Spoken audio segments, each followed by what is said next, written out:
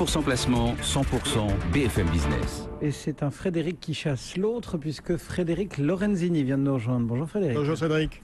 Aujourd'hui, il est a priori saugrenu. En découvrant le thème tout à l'heure, je me suis dit, il y a quelque chose qui ne va pas. On a une maison qui s'appelle Aberdeen, qui augmente les frais d'entrée de deux de ses fonds, et vous allez nous dire que c'est bien. Voilà, c'est bien. Une bonne nouvelle, c'est bien. La société ça va pas, Frédéric? Oui, hein, vous dites, ça y est, le Père Noël est repassé. Ça fait 10 ans que vous me parlez des frais.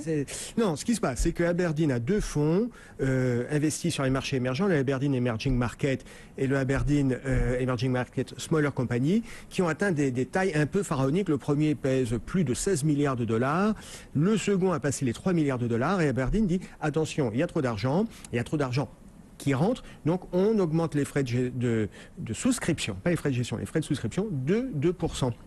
Okay. En clair, on refuse de l'argent. On refuse de l'argent. Si vous regardez le Aberdeen Emerging Market, il est passé en 3 ans de 2 milliards de dollars à 16 milliards de dollars, 8 fois plus. Et ce qu'on se dit, c'est attention, si le fonds devient trop gros, il va devenir moins manœuvrant. C'est particulièrement sur un fonds smaller company, où là on va chercher des valeurs moyennes ou des petites valeurs. Si le fonds est trop gros, il y a un moment, vous avez du mal à le gérer. Donc là on dit, on ralentit, on ferme un peu la porte, tout simplement en augmentant les frais de souscription. Ça arrive souvent, ce genre de manip, de maison qui décide de refuser de l'argent? C'est pas rare. On avait eu un exemple en France au milieu du début des années 2000 avec le fonds Agressor, qui était spécialisé sur les petites et moyenne valeur française. Quand il a atteint le seuil des 1 milliard de dollars, Agressor a dit, là, on ne sait plus trop comment on va gérer, on veut prendre le temps de réfléchir, on suspend les souscriptions. Ils ont suspendu les souscriptions pendant plusieurs mois,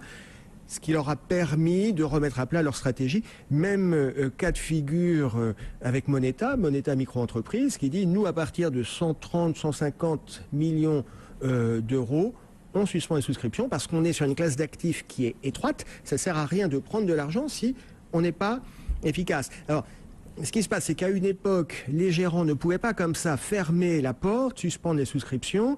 Ils étaient obligés d'augmenter les frais pour dissuader les investisseurs. Aujourd'hui, la réglementation leur permet purement et simplement de dire, à partir de tel seuil d'encours, on ne prend plus d'argent. Vous nous avez donné 2 exemples. Ça veut dire que Aberdeen en plus, ça fait 3. C'est plutôt rare de voir une maison. C'est plutôt rare, mais refuser de l'argent. Alors c'est plutôt rare. C'est relativement rare, c'est vertueux, parce qu'il y a une vraie problématique dans le cours. C'est-à-dire, passer une certaine taille sur des classes d'actifs, on l'a dit, on a du mal à manœuvrer. Il y a quelques années, le distributeur espagnol de la société de gestion française Carmignac avait dit, attention, sur Carmignac Patrimoine, on a une telle taille d'encours, on avait passé les 20 milliards d'euros. Le distributeur espagnol a dit, attention, nous on déconseille d'investir parce qu'on pense qu'il y a un risque de perte de manœuvrabilité. D'où l'intérêt effectivement de fermer les souscriptions. Dans le cas d'Aberdeen, il y a un point qu'il faut préciser, c'est que ces 2% de frais de souscription supplémentaires sont acquis au fonds. C'est-à-dire que si vous décidez toutefois d'acheter des parts de ce fonds, vous payez 2% de frais supplémentaires et ces 2% vont dans les actifs du fonds. Et ça, c'est très bien. Oui, alors vous nous dites c'est très bien, Aberdeen relève ses frais d'entrée. Bon, vous nous dites c'est super. Habituellement, vous êtes plutôt contre les frais trop élevés. Alors, habituellement et toujours, je suis contre les frais trop élevés, mais des frais de gestion annuels. Vous savez, il y a plusieurs types de frais sur un fonds. Il y a les frais de souscription que vous payez à l'entrée. Et c'est ceux dont on vient parler. Puis après, il y a les frais de gestion annuels que vous payez au long cours. Et quand ils sont trop importants, ça va peser sur la performance du fonds.